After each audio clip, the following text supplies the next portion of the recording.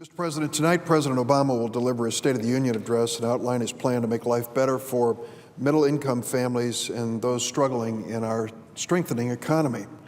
I've heard from both sides, Democrats and Republicans, the lament that even though many hardworking families are doing their best and businesses are more profitable because our workers are more productive, a lot of families don't see it in their paychecks. They struggle from paycheck to pay for the basics in life. And so we have to ask ourselves, what will we do about this? Will we do anything? I worry that the comments just made by the majority leader suggest that he is relying on faith alone. Faith in our free market system. Faith in the belief that if we have an expanding economy, which we do, if we have profitability in corporations, which we do, that it will translate into a better standard of living for working families. Well, it may be an article of faith, but it's one that can be challenged because that's exactly what's been happening in America for years. You see, the economy has been growing. We've seen an increase in jobs 58 straight months. But at the same time, we've noted that the families, the working families across America, don't see any change in their lives. They don't see any income change. And then we look at the reality, and the reality shows that the gap between the rich and poor in America just grows larger and larger. We could talk separately about the compensation for CEOs at corporations. It's reaching record levels, far beyond the excesses of previous moments in American economic history. What we're finding is that people at the very top of the corporate ladder are taking out more money from the economy than the workers who are generating the profits that they are gleaning. That's not right. The president is going to challenge us to get beyond faith in our free market system to good works by Congress. And he's going to talk about specifics, things that the average family can understand and appreciate. The Earned Income Tax Credit. Here's an effort to say, if you are working, we will make sure that your tax burden gives you a break, so that you have additional money for your family to pay for daycare for your kids, to make certain that you can pay for the utility bills and the basics of life. I've joined with Senator Sherrod Brown of Ohio. We want to try to make the Earned Income Tax Credit available to more and more working Americans so that we can supplement their income as they struggle to get by paycheck to paycheck. That's one of the first things we can do. The second thing the president will address is college affordability. Oh, there are plenty of critics of the president's plan, but I think he's put his finger on reality.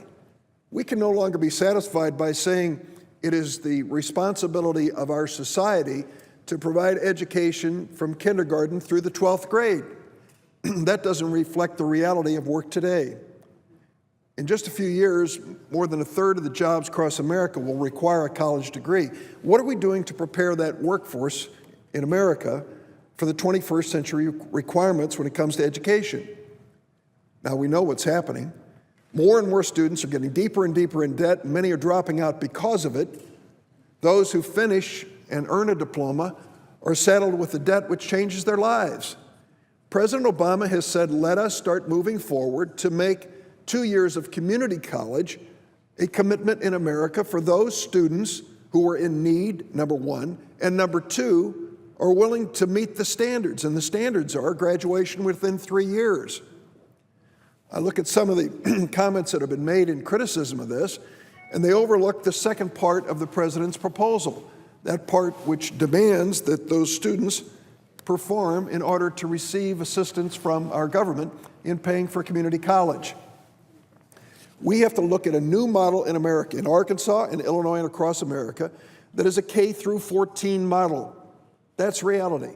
Certainly, we have to improve the K through 12 performance. When 2/3 of community college students in many states, including my own, come to community colleges not performing at the 12th grade level, there's work to be done in the lower grades. But let's assume the obvious. If you want a good paying job in the future, you need additional training. The affordable place to go is a community college, and we ought to make that a pathway that is affordable for every dedicated, hardworking student and their family. That isn't all. The President also acknowledges and will acknowledge tonight the reality of the housing market. Since 2009, our housing market in America has been recovering from a recession. Home building has more than doubled. A lot of jobs for construction workers. Home prices are going back up. Millions of families whose home value was less than what they owed on their mortgage are now turning the corner. But for many Americans, buying a home is just still out of reach. The President plans to reduce the FHA mortgage insurance premiums, which is going to help responsible Americans afford a home. Faith in our free market, but good works by Congress when it comes to these essentials. And the President's also going to propose a Healthy Families Act. Here is something that gets to the reality of life for working Americans. It would provide in businesses with 15 or more employees up to 7 paid sick days each year. You might say to yourself, well, what is a business going to do with people taking 7 days off in sick leave? What we found is if the employer will stand behind the employees when it comes to the basics like sick leave, they'll get more loyalty and more performance from those employees. That is a fair trade, and it's one the President is going to propose this evening. So I would say to the Majority Leader and those who share his position, faith in the free market is a good thing, but not enough. We need to step in and make sure we have faith in working families, faith in the belief that if they can improve their lot in life, if their struggle paycheck to paycheck is somehow lessened, we're all going to be better off for it. I support the President's message this evening and look forward to hearing it delivered.